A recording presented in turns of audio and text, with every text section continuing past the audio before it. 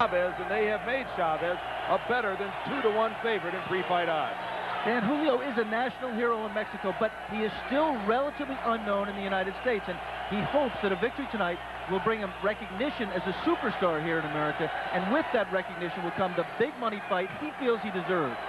And there is Meldrick Taylor. He was nicknamed the Kid as a member of that outstanding U.S. The Kid has matured into a man. The veteran Richard Steele will referee tonight's bout. The 3 scoring judges. The 3 knockdown rule is not in effect, and neither is the standing 8.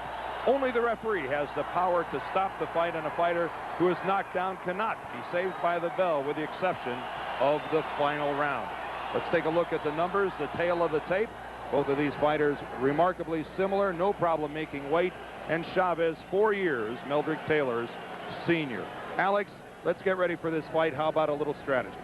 Dan, Meldrick has the edge in speed, Julio in power. Both men very solid technically.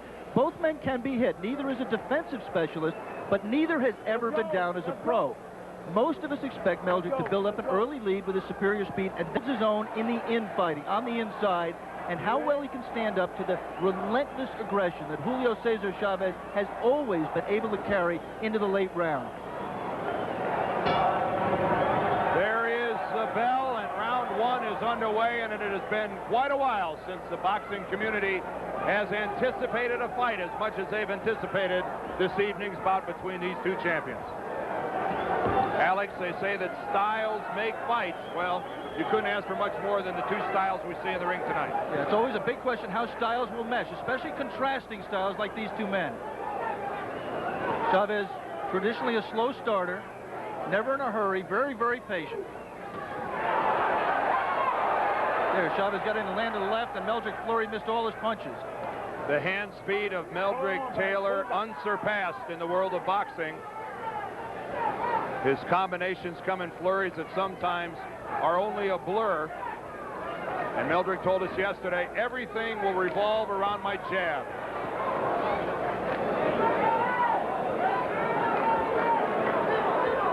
Notice right away that Julio Cesar Chavez is not a typical Mexican face fighter. He's not a walk-in guy. He's not that easy to hit. He can be hit, but he's not easy, and especially when he's in a shell in the early rounds. He opens up a lot more in the later rounds. The crowd reacting to some of Taylor's shots, but Chavez doing a good job of picking them off with his gloves. Just saw Meldrick dig a punch to the body. Both men major league body punchers. The left hook of Meldrick Taylor, one of his best weapons.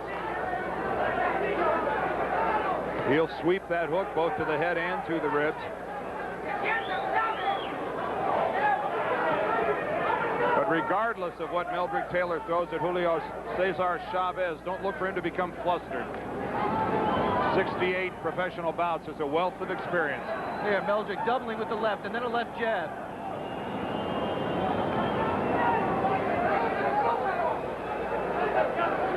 Both fighters, when you talk to them before the bout, expecting this one to go the distance. Exactly. That was just what I was thinking. They both look to be 2 men who are anticipating 12 rounds of boxing and fighting.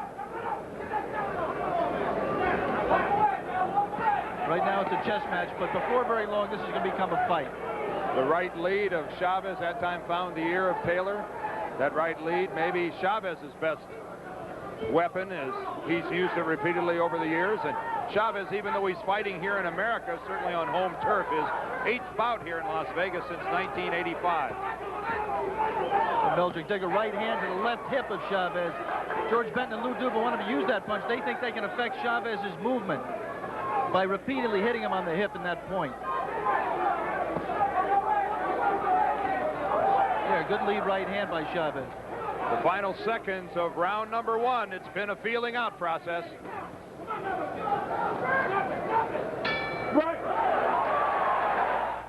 People to come to our restaurant. What's going on? Corky promising free sodas. Can I have a diet soda? An all-new Life Goes On Sunday.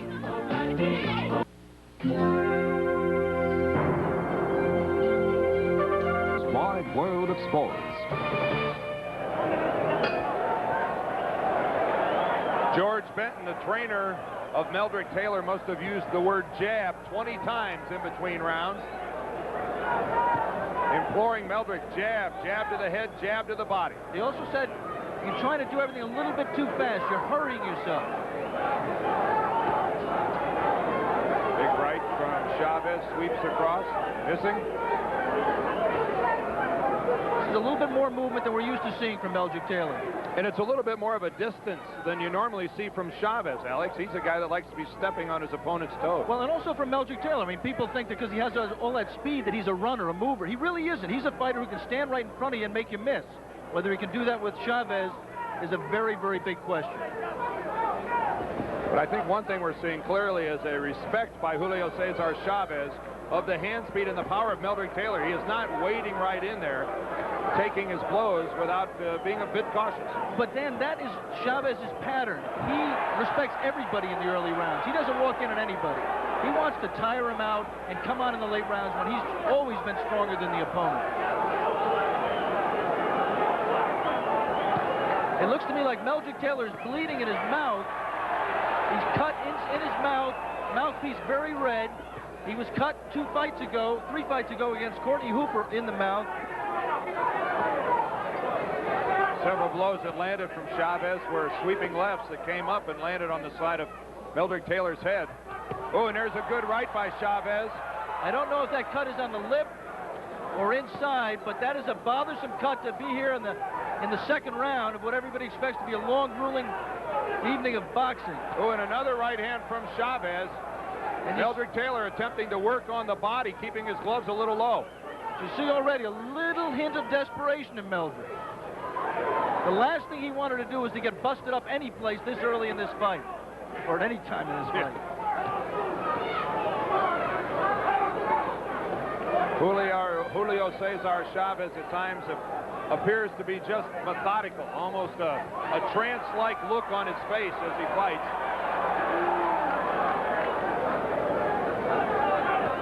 Good stiff jab by Chavez. Again, the right hand by Taylor low on the hip of Chavez. See Chavez controlling Taylor with his shoulder there, setting his man up. Again, Taylor trying to work to the Chavez hip. Oh, and there's another left on the break by Julio Cesar Chavez. Taylor's a little bit hurt, just a little bit of wobble in the legs. Countered brilliantly by the jab, and he's hurting him. Legs buckled again.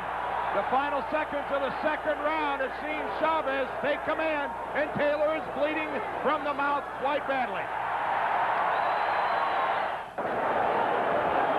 Here we go, the beginning of round number 3. And we saw the second round end with Meldrick Taylor, maybe not in trouble, but certainly on the receiving end of some good Chavez shots. I think everybody knew that Meldrick Taylor had to slip.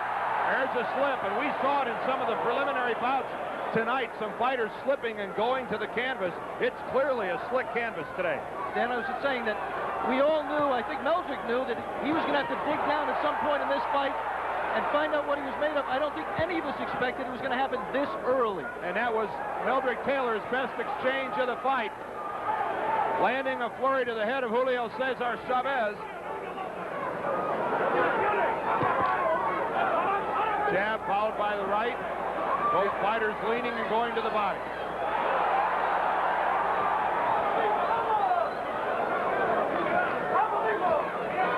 There, again, Chavez with the shoulders, controlling his man. Taylor trying to do the same thing. Keep him up. Keep him up to Taylor from referee Richard Steele.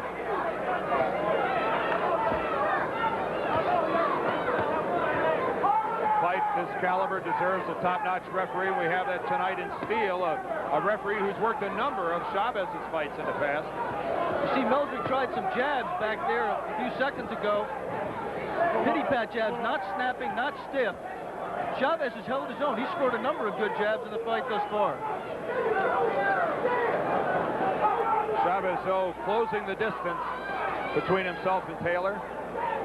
Been throwing the jab and then coming in with the left shoulder dipped low.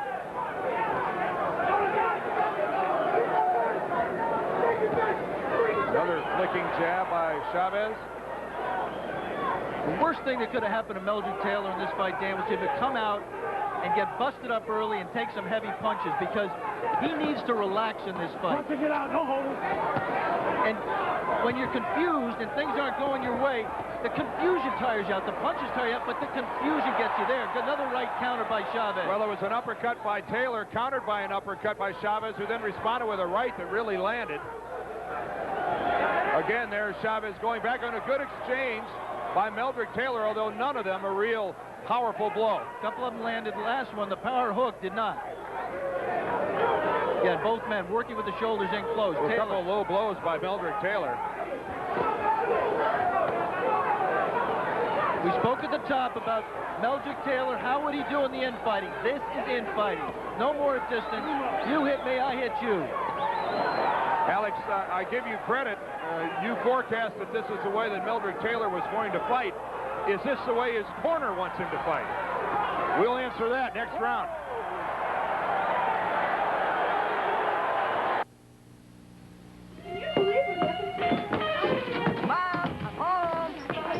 What's the smartest way to feed a house full of active teenagers? The fourth round.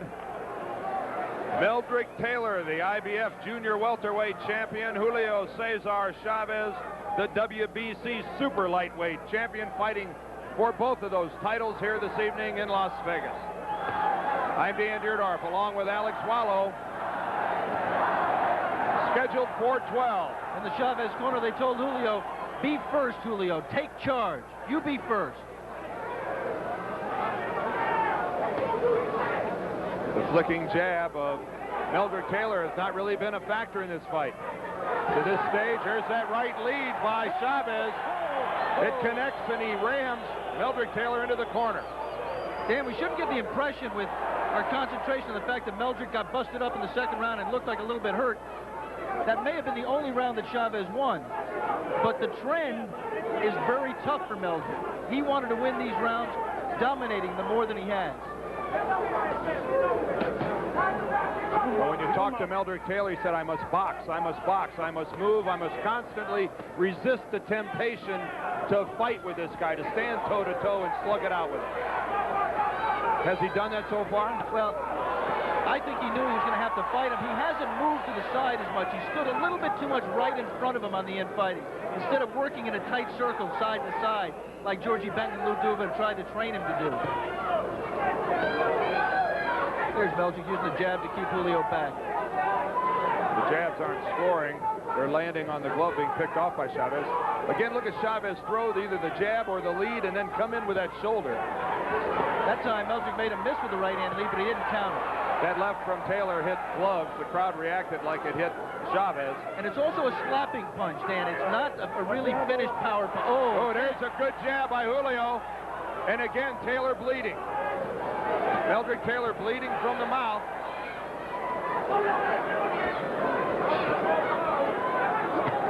There, Meldrick pushed his man back and landed a hook. The big question on Meldrick is there power in those punches? The wrap on him has been, yeah, a lot of speed, a lot of fancy scoring punches, but can't break an egg. His corner says, his trainers, Benton and Duba, say that is beginning to change, that he's setting himself more. He is blossoming now into a powerful puncher. We have not seen evidence of that yet. Of course, some of those questions have been raised about Chavez, who began fighting at 130, moved up to 135, and now is competing at 140. Did he bring his power with him? Well, truthfully, Julio was never a one-punch knockout kind of puncher anyway. He was always a guy, war of attrition, accumulation of punches. The fourth round comes to a close. It's settled into a pattern.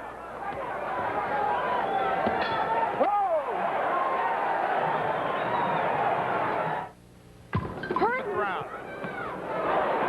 Oh, a good exchange by Meldrick Taylor. Just the way we thought Meldrick would start the fight, here he starts out the fifth round with the sand speed, the accuracy, and the combination punching. That was a flurry of punches that Chavez really didn't have the time to react to. Again, low blow by Meldrick, doubled up with the left upstairs. Richard Steele has not even issued a warning for low blows to either fighter. A lot of work inside, more with forearms than with gloves right now. Oh, there's a right on the break by Chavez. It gets in. In between rounds, Ace Murata in the Taylor corner put an ice bag in his left eye. It's a little bit puffy. Once again, here we are in the infighting. Well, and a good example of how to keep your gloves close together when you're inside, protecting yourself from the uppercut by Chavez. Taylor tried 2 uppercuts, neither one got through, Alex. And then a good example of how you can't back straight out when you're on the inside like Meldrick did. He got caught with a left hook by Julio. Does this type of fighting, does not this type of fighting really favor Chavez? Not necessarily. I mean, it appears to, but if Meldrick can keep in the show, boy, he's getting away with a lot of low punches there. Sure is. If he can maintain a shell, right now Julio might be a little tired himself. He is not throwing nearly the volume of punches that Meldrick is. Meldrick's just out busying him on the inside. Whether Meldrick can sustain this is the question, as it always is the question when you're fighting Julio Cesar Chavez.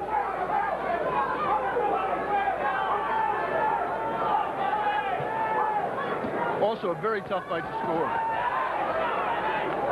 This 5th round has been fought at extremely close quarters. There's a good left on the break by Chavez. Again, Meldrick pulling out with his hands down, pulling straight back, got caught.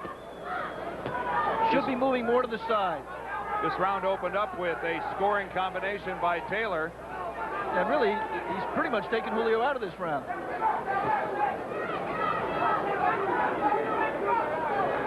I wonder if Taylor is taking him out of it or if Chavez hasn't taken himself out of it. Almost looks like he's taking a round off. Well, he's taking some heavy punches right now on the inside. Meldrick trying to bull him back.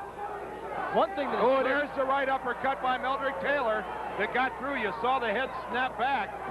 Outstanding 5th round for Meldrick Taylor.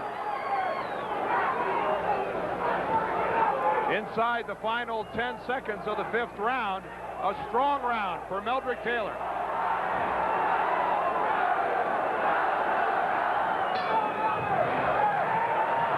And the fighters come to the middle of the ring for the beginning of the 6th round. The 5th round, as we saw it, Alex, clearly the best round for Meldrick Taylor. A little bit of concern in the Chavez corner, imploring Julio, just let your hands go. Don't stand there. He did a lot of standing there without punching in the 5th round. George Benn's advice to Meldrick Taylor was simple. He throws 1, you throw 2. He throws 2, you throw 4. There you saw Meldrick feigning there, trying to make Julio throw a punch to counter him. Julio didn't take it. Again, both men working with hard power punches to the body. It was the intention of both of these fighters to counter. Whoa! And there was a counter. Meldrick fought back from it. I don't know how much that was a slip and how much he was hurt. Looks right now like he was more of a slip than a real He had his back punch completely to us, and the way he went down, it looked like it was from the effects of a punch. But the way he's reacting and the way that Chavez is not closing in, it's beginning to look more and more like it was a slip, Alex. You're right. Taylor, left eye. Have to keep an eye on it. It is puffy. They put ice on both eyes in the Taylor corner between rounds. Again, the demeanor of Julio Cesar Chavez never seems to change. Almost as if it's just another day behind the desk.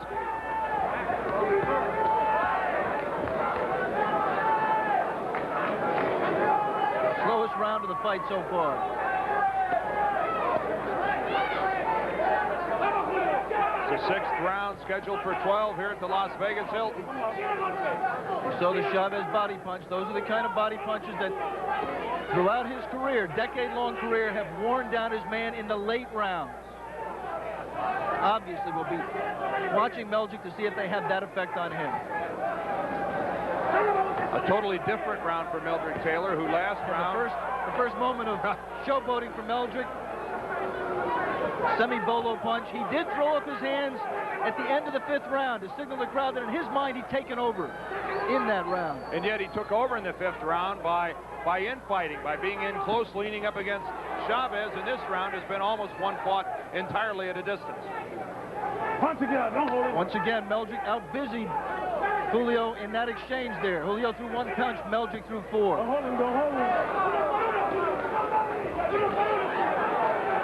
A right on that break by Chavez scores.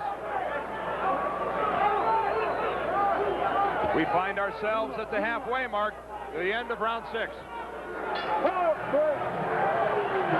Almost exactly the way we thought, except for the Taylor rough moments in the second round. On our scorecards, 2 very close rounds, the first and the fourth, I believe. Oh, and a good left hook by Meldrick Taylor on the break, catches Chavez. But we gave Meldrick every round of the first half of the fight except for the second. Out to a big lead in this fight. Now he's got to sustain Oh, it. and another good left by Meldrick Taylor. And the 7th round has opened with a bang. Meldrick is not fighting like a guy who's sitting on his lead. No, he is not. And he's smart because you can't afford to. And now it's back to close quarters. A double left hook by Taylor scores. Both of them landing to the midsection of Chavez. Richard Steele separates the fighters. Don't hold him, don't hold him. Again, Meldrick pulling Chavez in. Trying to land punches. Steele admonishing him not to hold. If you measure a fight, who's dictating the pace on who's in their rhythm. Clearly, Meldrick Taylor has found his rhythm, and Julio has not.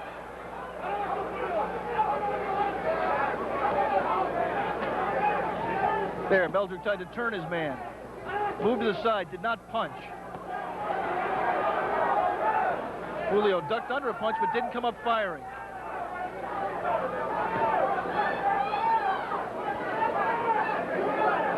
Oh, a good left to the body by Taylor. Chavez responds in kind, and again an illustration of the quick hands of Taylor, and then Chavez scores. Meldrick Taylor has been making a habit of getting hit on the break. And the explosive hands of Taylor, but not a lot of pop. Not a lot of pop on either fighter's punches. A little bit more higher work rate here from Julio in the second half of this round. When you see fighters' heads that close, Dan, you have to worry about a clash of heads and a cut. Both these men have been cut badly by butts in their career. They've always been able to fight through it. You just hope that a fight like this would not be determined by a clash of heads. Once we've reached a certain stage in a fight, and we're at that stage here, Alex, we go to the scorecard. Exactly right. Punch it out. Oh, and a good combination by Meldrick Taylor. The left and the right, but back comes Chavez. Difficult to see, Dan, if this is a Chavez desperation rally or this is just Julio stepping on the gas in the second half of the fight. A lot of punches have been thrown here in the 7th round. The pace clearly is picked up.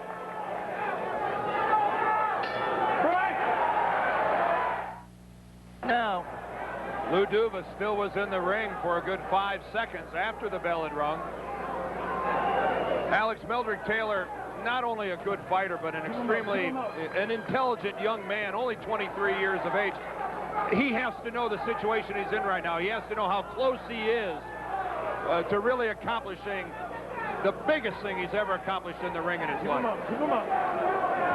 I mean, beating Julio Cesar Chavez is within his grasp. all he has to do is stay out of trouble, stay busy, and pray that he's conditioning. All the hard work that he put in is enough to carry him the distance in this fight. That right hand by Meldrick Taylor scored. And a good left.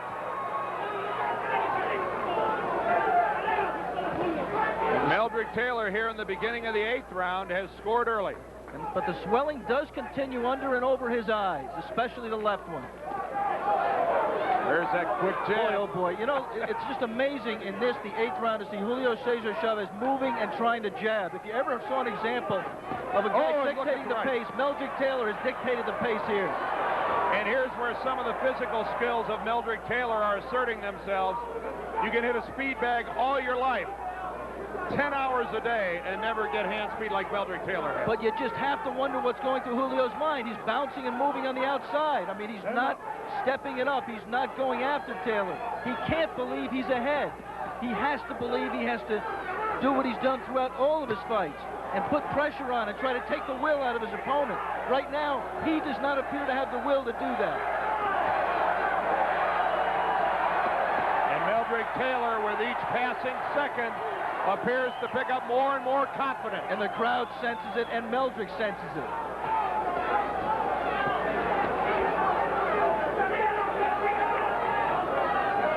And you know Chavez senses it. There, on the inside, and Chavez backed out without throwing punches. One of the trademarks of Julio Cesar Chavez has been the pressure, the relentless pressure. And we have not seen that here in this fight against Meldrick Taylor, and I think you have to give Taylor a great deal of the credit for that.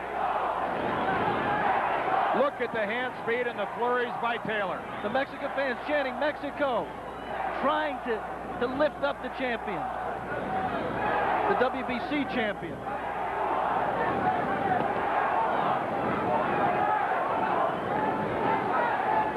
This is the end of the 8th round. And one of the most unbelievable records in all of sports, Dan, you have to say right now, is in tremendous danger. And Meldrick Taylor says, come on.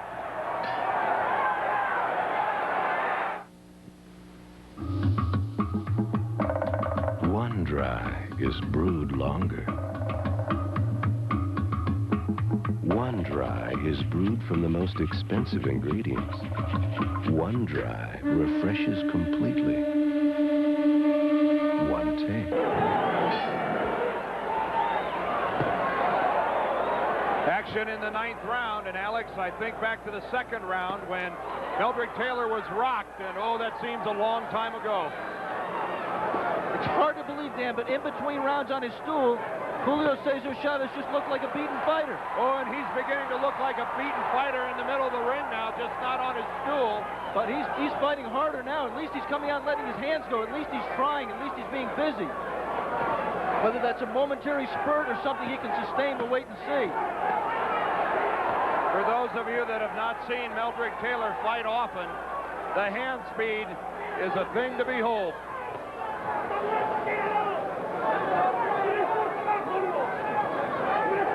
Don't know that there's a fighter in the ring today that can have comparable hand speed to Meldrick Taylor. But the thing that's keeping Taylor in this fight, in addition to the hand speed, is just his guts and his will, Dan. Lesser men have been broken by Chavez at this point.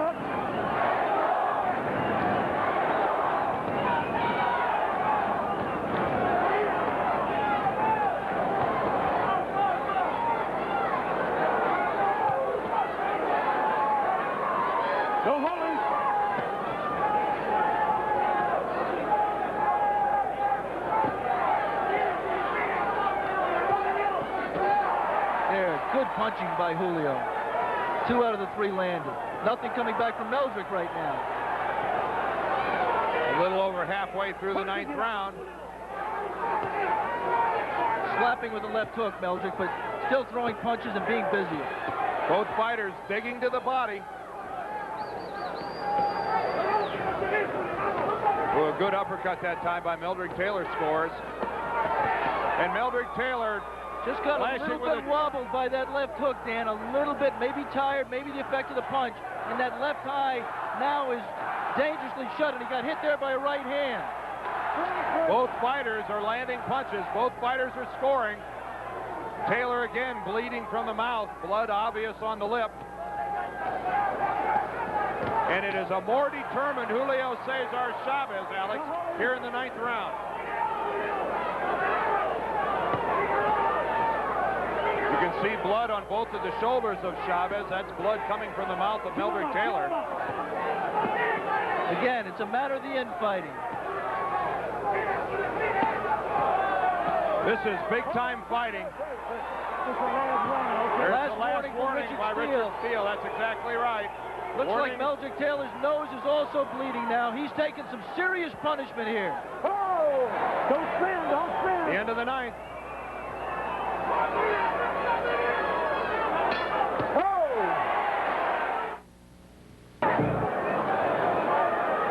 No problem being laid out of the corner this time. Both fighters up early and out.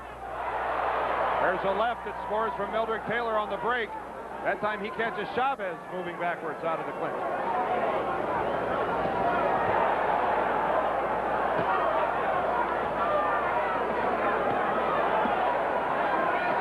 Chavez is a great champion, Dan. Oh, and there's a good flurry by Taylor, but again, Chavez landed some scoring blows to start that. I was just going to say he's a great champion. He showed the last round he's not going to give up without a fight, but he is in the fight of his life. And Meldrick Taylor throwing lots of punches, not landing many of them, but still pleasing the crowd. Dazzling the crowd, and has to affect the judges, even though you're right, very few of them landed. But this is a classic study of determination. Meldrick Taylor bleeding really profusely almost from the mouth. You can see rivulets of blood running out of his mouth. I mean, he's in terrible shape. If you look at him physically, he's busted up in the mouth, he's busted up in the nose, his left eye is closing, his right eye is swollen, and yet at this stage on our scorecards, he's in command of this fight. You don't want to minimize a cut to the mouth, Alex, but it's certainly nothing like being cut over the eye or having a serious nose problem. It can affect bleeding. I think the more serious problem is that left eye that gives Chavez punching opportunities to the right hand. A good scoring combination by Chavez.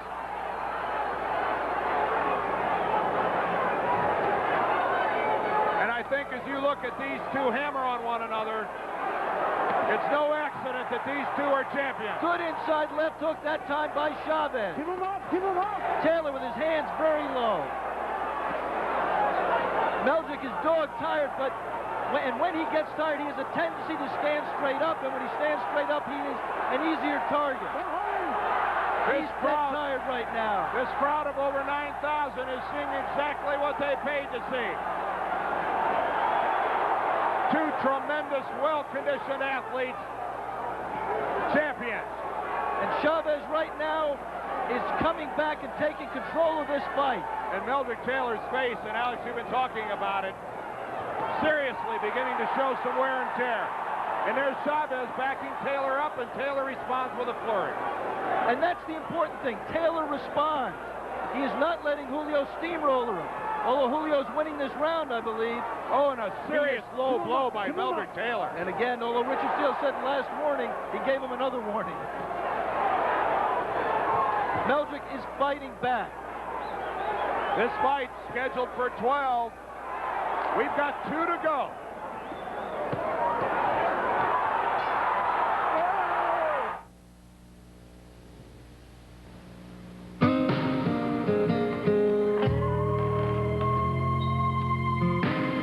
People who want that competitive edge also want to... German comeback later in the round won him the round on my scorecard, at least. And round 11 was fought almost entirely on the inside. Both men obviously tired.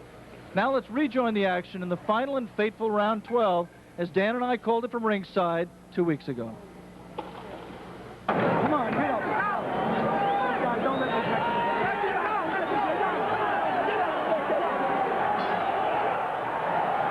Meldrick Taylor stood before the bell to begin the 12th round with his arms in the air in a stance of celebration. And Alex, I don't know that it's that easy. This is a very difficult fight to score. He knows it's not that easy. Let me tell you something.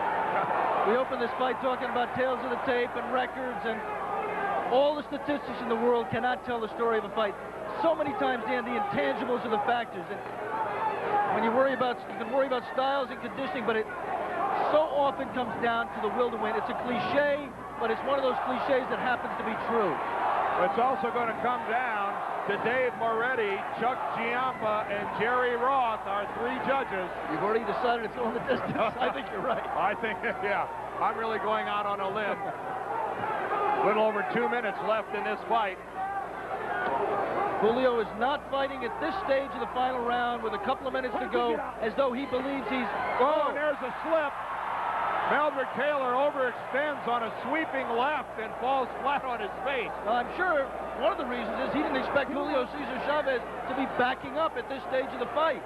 What I was starting to say was Julio does not appear to be fighting as all out as you would expect from a man who thinks he's behind.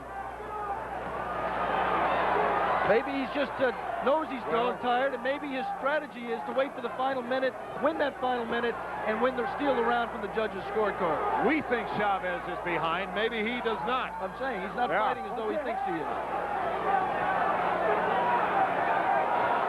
Julio Cesar Chavez is very smart, very intelligent. He knows how much he's got to left. He might just be saving everything he's got left for a final spurt. Well, I think one thing is safe to say, regardless of who wins this fight, I wouldn't be surprised to see them fight again. Oh, no, this is the kind of fight that demands a rematch. Solid right hand by Chavez. Tried it again and missed it. Scored with the left. On the break, and now a little bit of hot dogging and rubbernecking by Meldrick Taylor. 45 seconds remain in the final round.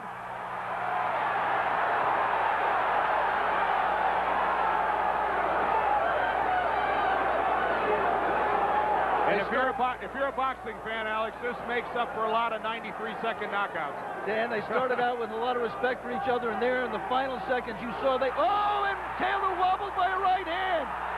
Chavez, look at Meldrick Taylor trying to get in close and hang on, and Meldrick Taylor goes down.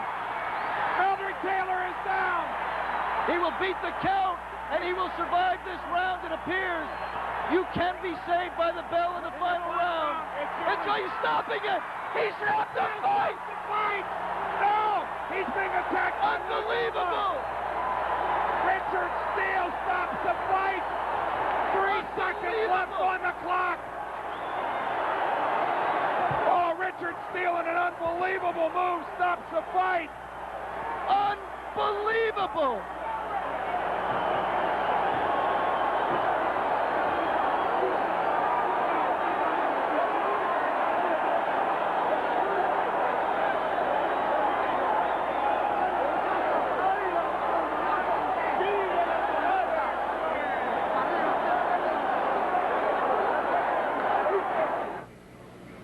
Well, we're live back at ringside in Tampa, and Alex, our catchword there at the end of the fight was unbelievable, and unbelievable it was, and still remains so with me. It seems like an opportunity. Let's take a closer look at the end of the fight. Dan, this is also an opportunity to give credit to Julio. The controversy obscured the comeback he made here in the closing seconds with his record in danger. He had Meldrick a little wobbly there. Meldrick came right after him. Julio steps over to the right, scores with the left underneath, and watch the right hand. Boom. Now, Meldrick goes down. Right away, he knows where he is. He reaches out immediately with his right hand to the ring rope, pushes himself up with his left hand and pulling himself up with his right. Richard Steele, the count is 6, 7, the mandatory 8 count right there. Richard Steele says, "Are you okay?" A second, "Are you okay?" and immediately waves off the fight, and Richard Steele cradles compassionately Meldrick Taylor's head in his hands. Now, let's go back. There's the knockdown, and let's listen to Richard Steele.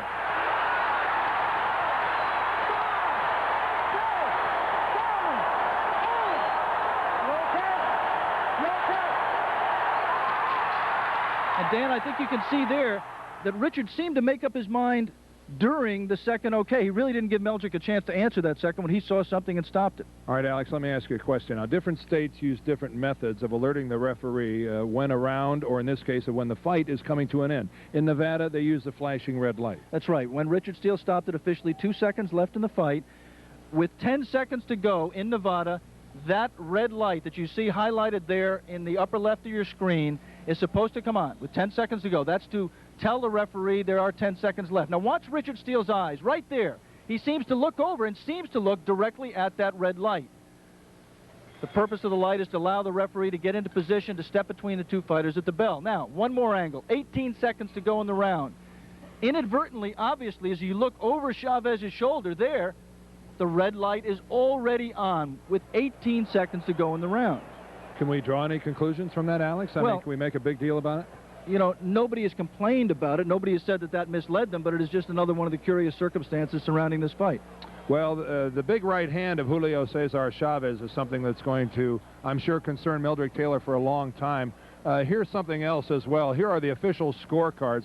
As you can see, 2 of the judges had Taylor with a very commanding lead. Even a 2.12th round for Julio Cesar Chavez still results in a split decision victory for Meldrick Taylor. And needless to say, at the end of this fight, there was a whole lot to talk about, and Alex went into the ring.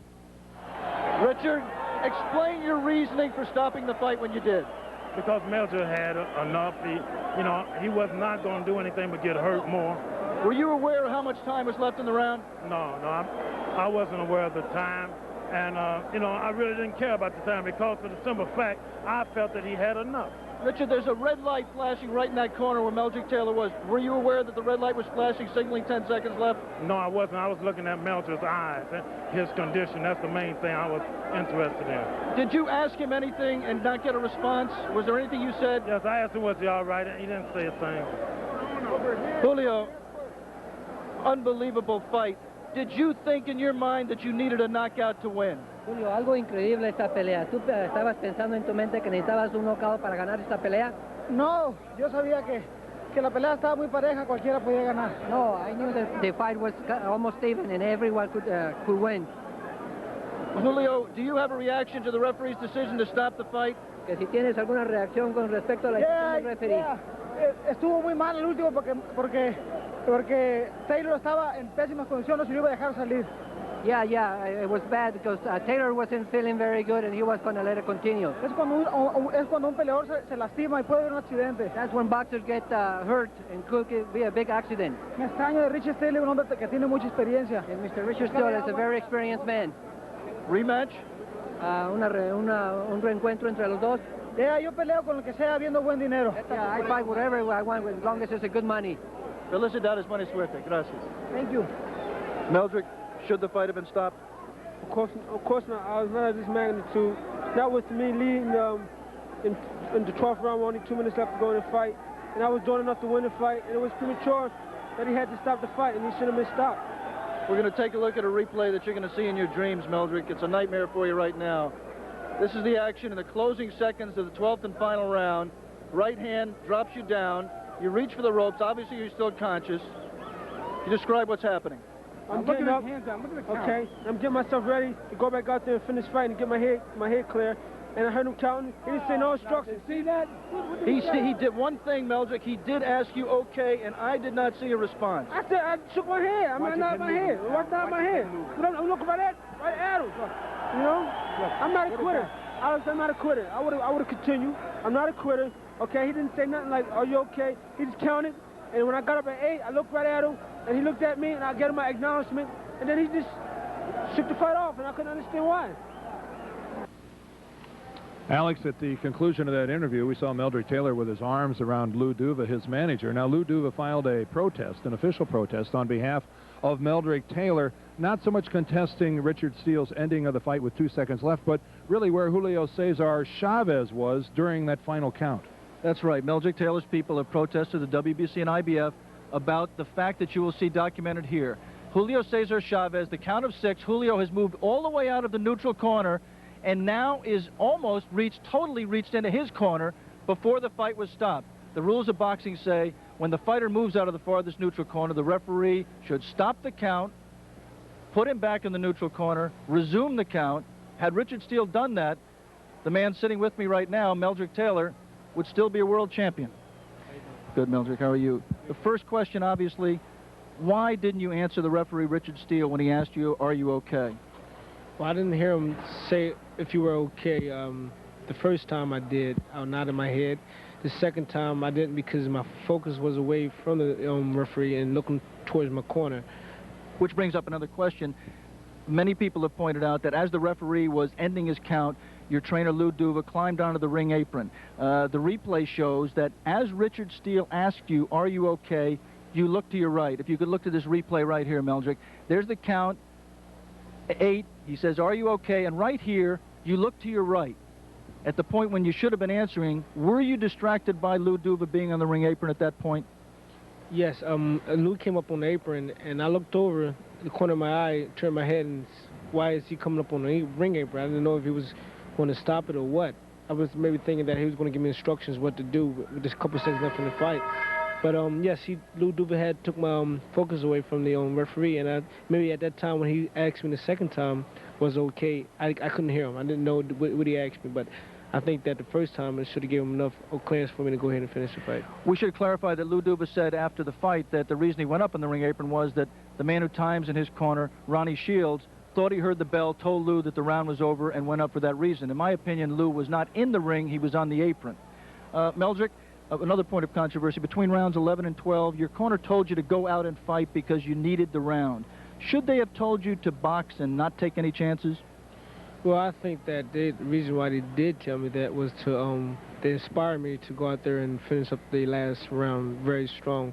They know the type of athlete and fighter that I am, and they wanted me to just finish up very strong. I have good confidence in my corner, so I think that there was no incompetence on their part to tell me that, because they know that every fight I always finish very strong. And basically, like I said, it was just to inspire me the last round, because me and myself didn't really know how much, how far I was in the fight. So I was basically concentrating on me going out there and just coasting the last round to savor myself. But I just basically wanted to give a good impression in the last round and finish up strong and secure my win. After the fight, you were hospitalized overnight and diagnosed as having a broken bone under your left eye, and also because of the cut in your mouth that you lost a couple of pints of blood. How serious were your injuries? It wasn't that serious at all. I had lost 2 pints of blood, so the doctors say. I don't think I lost that much blood. And I had a fracture in my left eye and dehydration from the fight. I just had a lot of nausea in my stomach from the blood. I spit up a lot of blood after the fight in the locker room. And then I had took a couple tests at the hospital, and they told me I had dehydration and loss of pint of blood.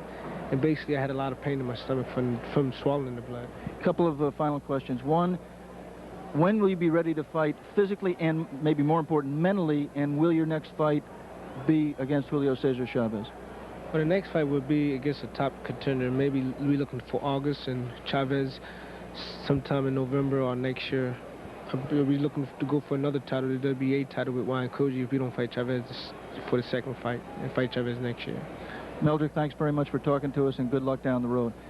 For what it's worth, I think Richard Steele is an honest, highly professional referee who made a judgment call under extreme circumstances. In my opinion, that call was wrong. The single most important factor should be the fighter's physical movement to get back on his feet. Meldrick clearly knew where he was, as we pointed out before. He reached back for the rope without looking back. He doesn't just beat the count in this fight. He was up at 5. The fact that Meldrick did not answer the question, "Are you okay?" was a negative for him, but it should not have been conclusive. In my opinion, Richard Steele should have taken a step back and asked the fighter for his gloves to be wiped. If Meldrick didn't respond properly, stop the fight then. If he had come out okay, wave the fighters together, but stay in position so that if Meldrick had stumbled out of the corner or didn't have his hands up, then you could stop the fight without Meldrick taking any more punches. The way it ended, Dan, it was the cruelest, I think, most heartbreaking loss I've ever seen in the ring. It's just one of those situations, though, Alex. I think, though, even in losing, Meldrick's stature in the boxing community has nothing but skyrocketed. It was one of the most courageous efforts by both fighters. It was a thrill to be there. Absolutely. Well, we're going to come back here to Tampa. We're going to recap what happened earlier. Terry Norris in the first round knocked out John the Beast